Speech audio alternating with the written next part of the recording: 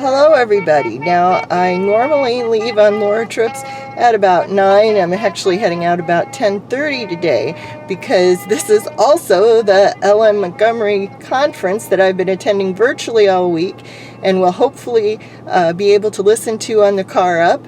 I'm going up to Burr Oak, Iowa to speak, and I think we're going to have a good time. We should also run into a woman who's working on a documentary. And on my way there, besides the conference, I'm going to be listening to Becoming Laura Ingalls Wilder, and I want to send out best thoughts and thank yous to David and Ellen, who are going to be house sitting and pet sitting for me. And with that, I think we're ready to go. We are set at 0 miles and 6 minutes into the trip because I had to turn around and go home because I remembered something I forgot. See you a little later. One may argue that Montgomery's and Green Gables leads the reader to an identification with the land because it is generally described. The narrator describes landscapes with trees, flowers, lakes, forests, woods, and green areas that can be found in places other than Avonia or Prince Edward Island. For example, Rachel and Marilla have different points of view that Anne is going to college. However, at the beginning of the book, Marilla shows a general lack of interest in anything serious, and the upcoming war will change this entirely. And to warn you, in case you've read that piece, I draw on my own previous research here to begin with. It's published in an article about free-spirited children and disciplinary adults in the works of Ella Montgomery and Astrid Lindgren. And both authors are affected by the pedagogical ideas of their time.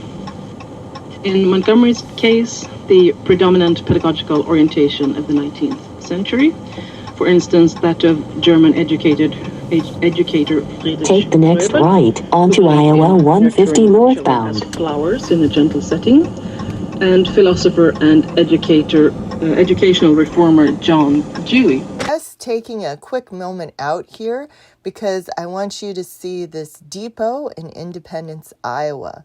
It's really, I think, one of the nicer buildings in town, and if you are heading north towards some Laura trip or for any other reason, it's worth kind of a stop. They did an excellent job restoring it. I am in Olwine, and you can see this is why we do not do meals at standard times while we're on the road. Olwine, Iowa is famous as the hub city.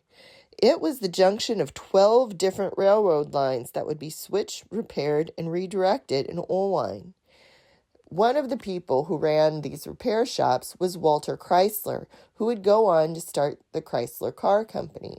He bought his first car while he lived in Olwine and took it apart 40 times in 3 months to make sure he learned how it worked. Her groundbreaking articles and presentations on singer Aretha Franklin's passion for Anne of Green Gables have generated wide media attention.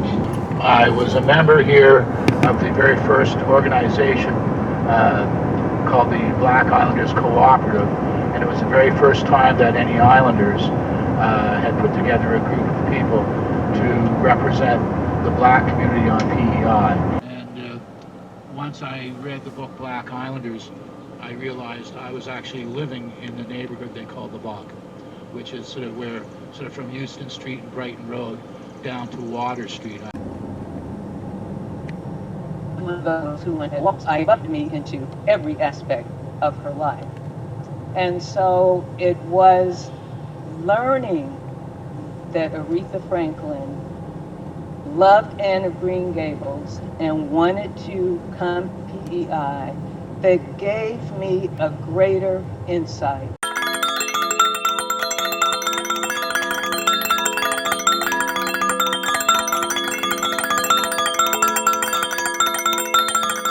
Our district emigrate from from New Brunswick. The way maybe some people might see it, for the Mi'kmaq, it's a highway because like when you see Lennox Island, you do portage to Bimnekash, and you're in our community. It's like a canoe ride away, and you go and get your moose and you come back. Learn about the history of PEI and what we're sort of doing with PEI Black History. So you're right, spreading some joy and using music and line of least resistance learning. So as opposed to how we were taught in high school, which was I always said it was fear-based learning. I'm done. My advice to students, to the younger generation is that we are so surrounded by media nowadays that we are not documenting all the knowledges of the land that our family have.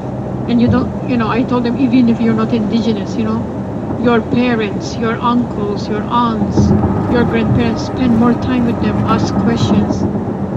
Because the knowledge of the land is like we're assuming we're going on Google and we're going to find out how to do this and the moon and the soil. And we think we're going to get all those answers from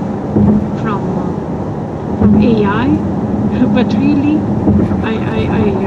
I encourage the younger generation to spend more time with our elders and appreciate all those knowledges that are in the family, all those stories. And as we get older, I think we appreciate them more.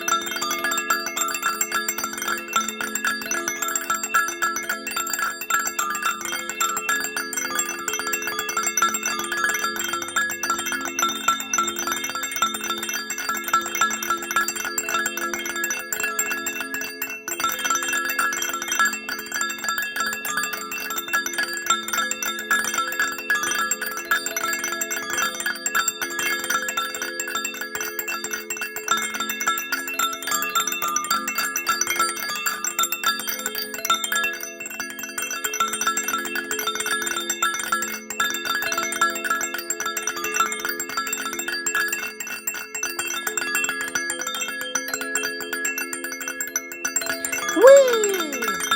And with that, we've arrived in Burr Oak, Iowa, home of Laura Ingalls Wilder from 1876 to 1877. And in part 2, I will show you all around town. With that, I hope you remember to link and subscribe, and that you'll find me all around the web under Trundlebed Tales. And remember, brighten the corner where you are.